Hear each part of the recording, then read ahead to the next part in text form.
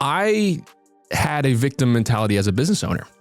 I was playing victim. I was pointing all around me at all the things that were going wrong in my business, and I was blaming my dumb employee, the labor market. We can't find anybody that wants to work hard. How many times have you sat back and listened to a business owner say, I just can't find anybody who wants to work hard? I was blaming everybody else for the problems. A problem would happen, I'd blame an employee. Something would go wrong, I'd blame a vendor. This would happen here, I'd blame that person. Me and my business partner were sitting around at a bar blaming the world for our business problems, and we eventually just said, this is getting us nowhere. You know what? It's your fault, Nick. Dan looked at me, love him to this day. He said, it's our fault. Every time you hear me complain, he said, tell me and look at me and say, it's your fault. Every problem in the business, everything that goes wrong, it's your fault. And that hit me like a ton of bricks. And I was like, you know what? You're right.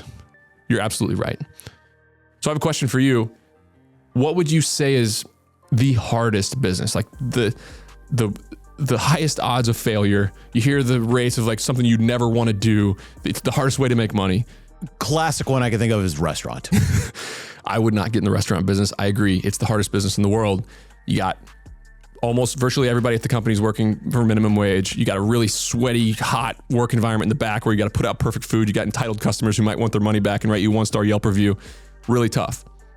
Look at Texas Roadhouse. Texas Roadhouse. $4 billion of sales, $600+ million of annual profit, 630 stores, 120 full-time employees per location in small towns all across America. And they run the hardest business at scale.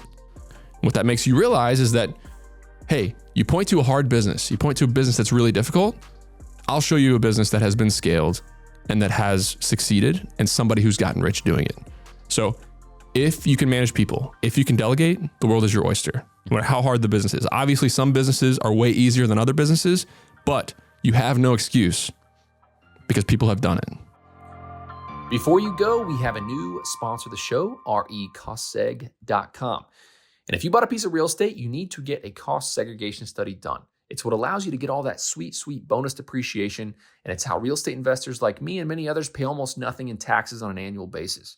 You can cost seg a single-family rental, a short-term rental, or a large commercial property. recostseg.com is affordable and aggressive and super fast to turn them around. They've done 10+ cost segs for me this year. They're going to do many more for me. Visit recostseg.com to learn more.